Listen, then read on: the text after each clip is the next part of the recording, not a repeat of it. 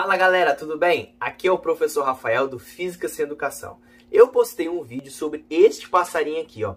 E eu botava lá o passarinho e acontecia que ele se equilibrava, isso mesmo. E eu perguntava para vocês por que esse passarinho se equilibra. E hoje, nesse vídeo aqui, eu vou dar a explicação completa quais são os conceitos físicos que estão associados ao equilíbrio desse rapazinho aqui, tá bom? Então vamos lá, galera. O primeiro passo que nós devemos saber é um conceito chamado centro de massa. Ele é um ponto, como se toda a massa do corpo tivesse concentrada nesse ponto. Ele está totalmente associado à distribuição de massa do corpo. Em corpos homogêneos, onde a distribuição da massa é homogênea, esse ponto é justamente o ponto geométrico, que tem a ver com a simetria do objeto.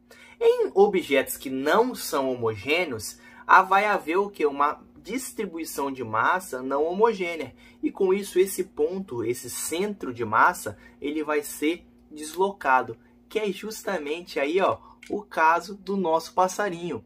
Quando a gente coloca aqui esse passarinho, ele não tem uma homogeneidade na sua distribuição de massa.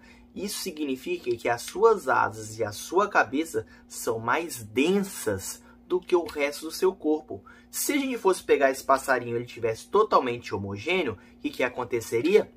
O seu centro de massa estaria justamente na sua barriga.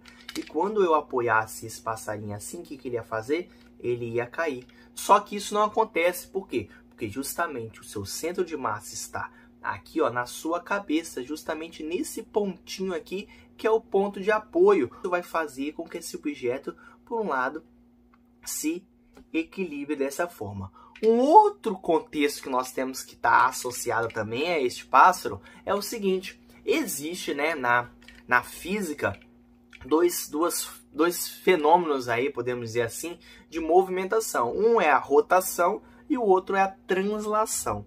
A translação, ela vai ocorrer justamente o quê? Quando não há uma conservação de momento linear. E o que significa? Vai gerar justamente aí a segunda lei de Newton.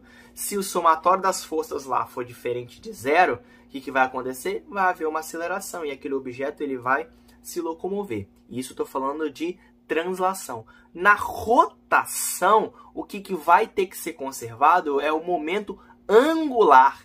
E quando isso não acontece, aparece uma coisa chamada torque.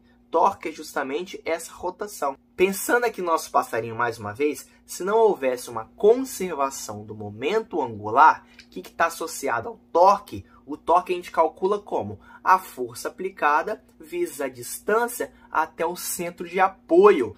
Como assim, professor? Não estou entendendo nada. Olha só, o centro de apoio do passarinho está onde? Está aqui, não está?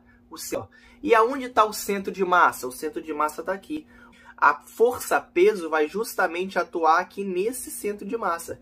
Então, nesse passarinho, nós vamos ter a força-peso atuando para baixo e a força normal, que é a força de contato do pássaro com o meu dedo, nesse caso. A força normal para cima e a força-peso para baixo. Por que a força-peso vai ter justamente aqui no biquinho dele? Justamente porque aqui está o meu centro de massa. E nesse caso aqui, ele coincide com o centro de gravidade. Então, aqui vai atuar uma massa, aqui vai atuar uma força-peso e para cima a força normal. Como essas duas forças, né, elas estão ali, de certa forma, se equilibrando, ou seja, o somatório delas é zero, eu não vou haver aqui, nesse caso, o torque, que seria justamente a rotação do passarinho, para que ele fosse cair. Se tiver uma outra força diferente dessas duas aqui que eu expliquei, o que vai acontecer com ele? Ele vai cair. É o caso se eu empurrar aqui, ó. O que acontece?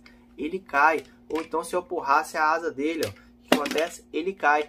Justamente por quê? Porque não existe somente as duas forças. Vai haver uma força externa diferente e vai existir, então, a presença de um torque, ou seja, uma rotação.